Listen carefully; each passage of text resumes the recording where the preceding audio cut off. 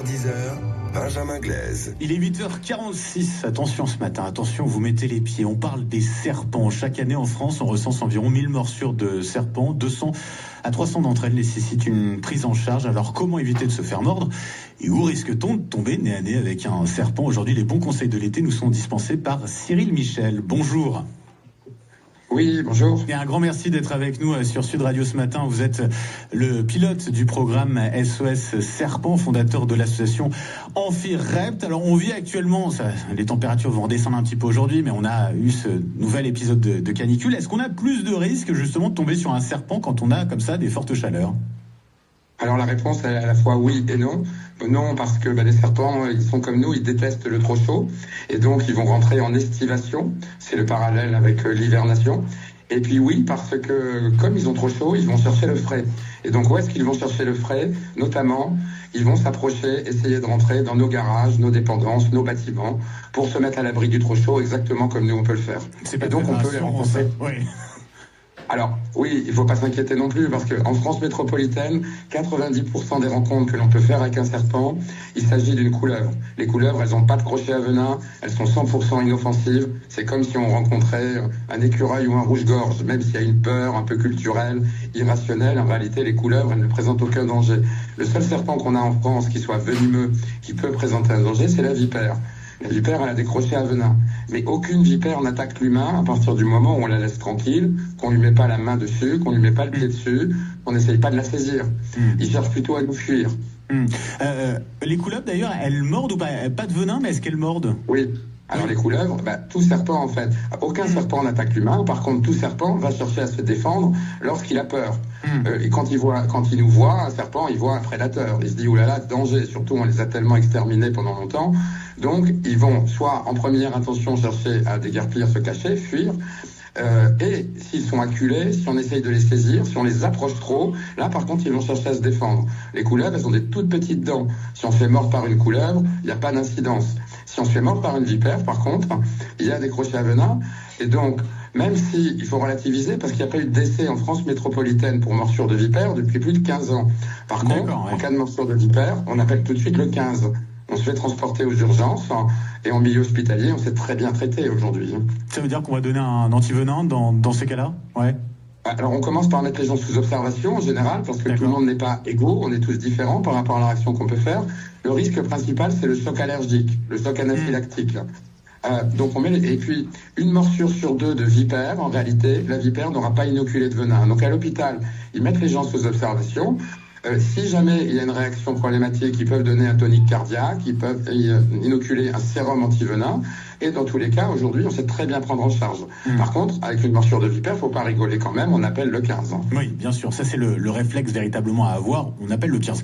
Comment on distingue une vipère d'une couleuvre? C'est la tête, c'est ça qui est différente? Alors, pas du tout. Ça, c'est une légende. Voilà. Alors, tout le monde très intéressant.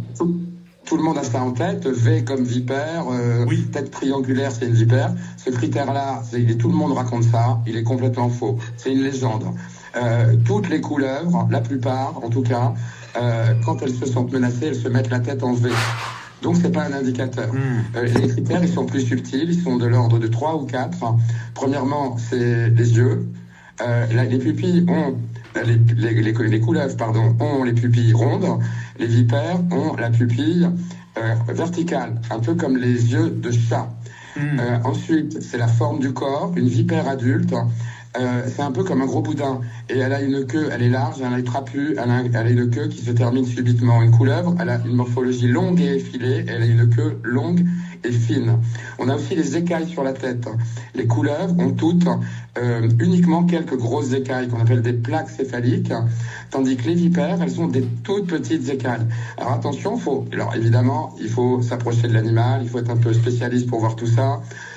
Et il faut surtout recouper les 3 critères pour être certain de savoir à qui on a affaire. Il y a un 4e critère, c'est la taille, qui ne marche que sur les individus adultes. Les vipères sont des petits animaux, maximum 70-80 cm de long. Les couleuvres, elles peuvent atteindre 1,80 m pour certaines espèces. Donc dès lors qu'on voit un serpent qui fait 1 mètre de long, on a quasiment la certitude qu'il s'agit d'une couleuvre. Alors bien sûr, sur les bébés, les serpenteaux, ça marche pas parce qu'un bébé couleuvre, il est petit. Ouais. On a parlé des couleuvres, on a parlé des vipères, on n'a pas parlé des cobras. Cyril Michel. Alors le cobra oui, qu'on n'a pas retrouvé d'ailleurs du côté de Toulouse, pas très loin. Il y a ce risque-là quand même de serpents qui puissent s'échapper de leur vivarium. Oui, donc il y a ce cobra là qui a défrayé la chronique, qui a fait dans les médias. Bon, c'est quand même des cas assez rares. Il faut savoir que la détention de serpents venimeux exotiques en France aujourd'hui est hyper réglementée. Alors, les gens sont pas si nombreux que ça. Alors évidemment, il peut y avoir des gens sous des radars qui n'ont pas fait les déclarations, pas respecté la loi. Mais en fin de compte, il y a eu quand même un effet loupe par rapport à tout ça, où effectivement la détention d'animaux exotiques en terrarium, elle est assez répandue, mais essentiellement c'est des animaux inoffensifs qui sont détenus. Les serpents venimeux, les éleveurs des serpents venimeux et exotiques, ils sont pas si nombreux que ça. Après, il y a quelque chose. Oui, allez-y, Cyril Michel. Non, allez-y. Pour revenir sur la faune française, il y a quelque chose, un message qui est important de faire connaître au public. Il faut savoir que depuis 2021, l'intégralité des serpents de France sont intégralement protégés. Autrefois, quand on voyait un rampant, on a tous été élevés comme ça, on entendait coup de pelle.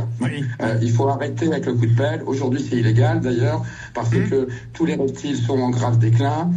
Ils nous sont très utiles, ils jouent un grand rôle dans le fonctionnement de la nature. Notamment, ils nous évitent les pullulations de rongeurs. Si demain, il n'y avait plus de serpents, on pourrait être confronté à des pullulations. Il n'y a pas meilleur raticide que les serpents, et on pourrait être confronté, s'ils venaient à disparaître, à des pullulations. Ça pourrait être problématique. Donc le législateur, il a protégé les serpents. Aujourd'hui, il est interdit de les tuer.